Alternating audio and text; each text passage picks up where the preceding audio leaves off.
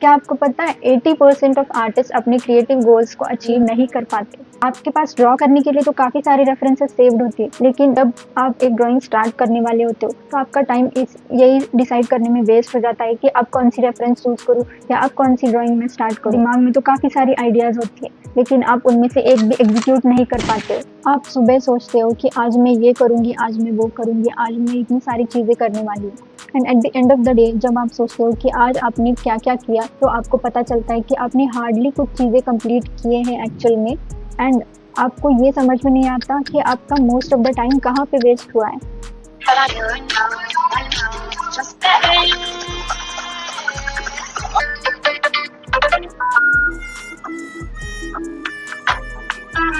तब जब आप दूसरों के स्टेटस देखते हो या स्टोरीज देखते हो सोशल मीडियाज पे, सब लोग अपने अचीवमेंट्स पोस्ट कर रहे होते हैं या शेयर कर रहे होते हैं, तो आपको उन्हें देख के ऐसा लगता है कि यार इतने टाइम में इसने ये सब अचीव किया, लेकिन इतने टाइम में मैंने क्या किया, मैंने क्या अचीव किया।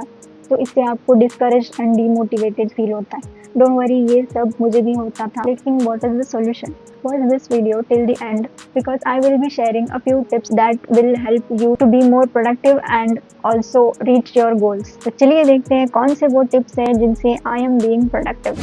Number 1, keep your phone notifications of. अब आप बोलोगे भला इससे क्या होगा? आपको कोई मैसेज आता है तो आपको एक टेम्पटेशन होती है कि उस मैसेज को मैं खोल कर देखूँ, किसका मैसेज है, क्या मैसेज है, और उसे जल्दी से मैं रिप्लाई दे दूँ।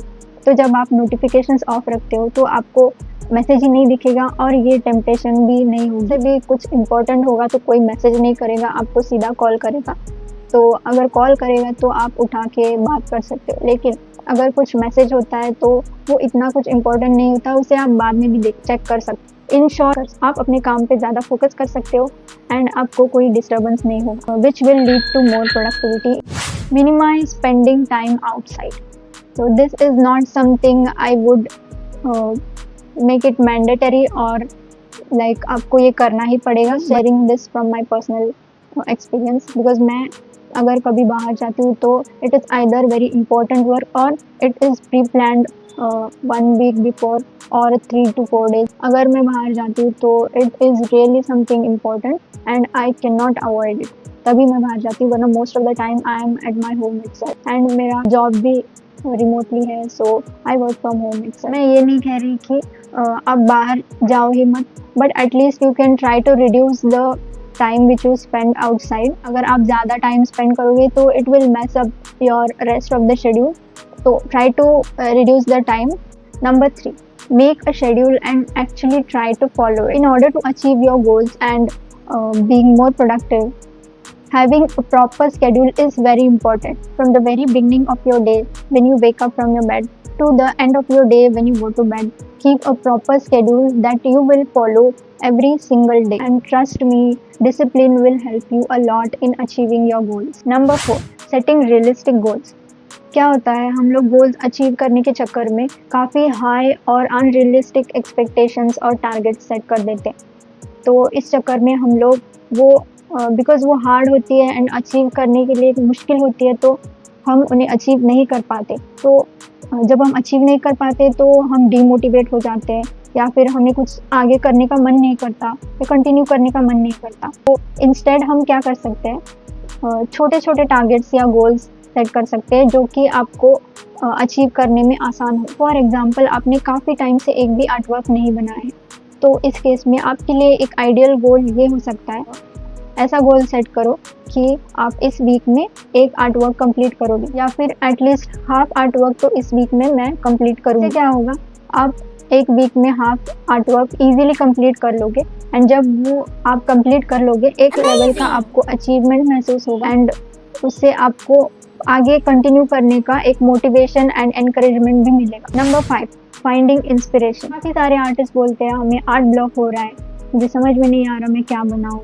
मैं कुछ बनाना तो चाहती हूँ बट मुझे कुछ आइडिया नहीं आ रहा है, कुछ इंस्पिरेशन नहीं मिल रहा है। इस केस में हम लोग क्या कर सकते हैं? तो पर्सनली मैं क्या करती हूँ, जब मुझे आर्ट ब्लॉक होता है मैं दूसरे आर्टिस्ट के वर्क्स देखती हूँ, वो लोग अभी क्या कर रहे हैं, या फिर उनके ओल्ड आर्ट वर्क्स देखती हूँ, या फिर उनकी आप जर्नी देख सकते हो जब उन्होंने स्टार्ट किया था एंड तब से लेकर अब तक वो उनकी प्रोग्रेस कैसे हुई है, उनकी प्रोग्रेस, उनकी जर्नी के बारे में आप देख सकते हो। या फिर आप खुद के भी ओल्ड आर्ट वर्क्स देख सकते हो या खुद के ओल्ड वीडियोस देखते हो, तब से लेकर अब तक आपने कितनी प्रोग्रेस की है, कैसे प्रोग्रेस की है, ये सारी चीज़ें आप देख सकते हो। या कोई न्यू मीडियम आप ट्राई कर सकते हो। फॉर एग्जांपल, अगर आप सिर्फ पेंसिल आर्टिस्ट हो तो आप सॉफ्ट पेस्टल मीडियम यूज़ कर सकते हो, ट्राई कर सकते हो। या फिर आप कलर पेंसिल्स ट्राई कर सकते हो, या फिर एक्रेलिक पेंटिंग ट्राई कर सकते हो, या वाटर कलर्स ट्राई कर सकते हो। ऐसे डिफरेंट मीडियम्स आप ट्राई करके देख सकते हो। अगर आप पोर्ट्रेट आर्टिस्ट हो तो आप कुछ अलग सब्जेक्ट ड्रॉ करने के लिए ट्राई कर सकते हो, लाइक लैंडस्केप्स ट्राई कर सकते हो, या फिर एनिमल के पोर्ट्रेट्स ट्राई कर सकते हो, या कोई इलिस्ट्रेशंस ड्रॉ करके देख सकते हो, या फिर मंडलास ट्राई कर सकते हो। अगर इससे भी इंस्पिरेशन ना मिले तो आप बाहर जाके लाइव स्केचिंग कर सकते हो। अगर आपके फैमिली में कोई हो तो उनको सामने बिठा के उनकी लाइव स्केचिंग कर सकते हो। एक मिरर के सामने बैठ के आप खुद की लाइव स्केचिंग भी कर सकते हो। Number 6, start with what ever you have. आपके पास जो भी मटेरियल अभी अवेलेबल है उसे लेके स्टार्ट करो। ऐसा मत सोचो कि मेरे पास ये आएगा तो मैं स्टार्ट करूँगी, या मेरे पास ये आएगा तो मैं स्टार्ट करूँगी, ये मटेरियल लेने के बाद मैं स्टार्ट करूँगी। ऐसा करने से काफ़ी प्रोक्रेस्टिनेशन होता है, तो try to avoid this. And आपके पास अभी जो भी मटेरियल अवेलेबल होगा उसे ही यूज़ करके आप स्टार्ट कर। Number 7, keep your work space organized. I know काफ़ी सारे यंग और टीनेज आर्टिस्ट के पास एक प्रॉपर या एक स्पेशल कॉर्नर नहीं होगा, बट इट्स फाइन। आपके पास जो भी है, ऐसा मैंडेटरी नहीं है कि आपके पास एक प्रॉपर सेटअप हो। एक प्रॉपर वर्क स्पेस से व्हाट आई मीन इज, आपके पास जो भी स्पेस हो, जहाँ भी आप बैठते हो, वो थोड़ी सी क्लीन, नीट एंड टाइडी रखो। ऐसा मत रखो कि वहाँ पे काफ़ी सारा मेस है एंड काफ़ी सारी चीज़ें इधर उधर पड़ी हुई हो, तो ऐसा अवॉइड करो। ट्राई करो कि वो एक साफ़ सुथरी एंड ऑर्गेनाइज एरिया है। अगर आपके पास एक टेबल होता है तो उस पर आपकी पेंसिल्स हो या आपकी शीट्स हो, प्रॉपरली ऑर्गेनाइज्ड होनी चाहिए। इससे क्या होता है, आपको इंटरेस्ट आता है कि वहाँ पे मैं बैठ के काम करूँ। And also I have made a video on commission works, so you can watch it if you haven't yet. Also let me know in the comments below if you guys have some other tips to be more productive.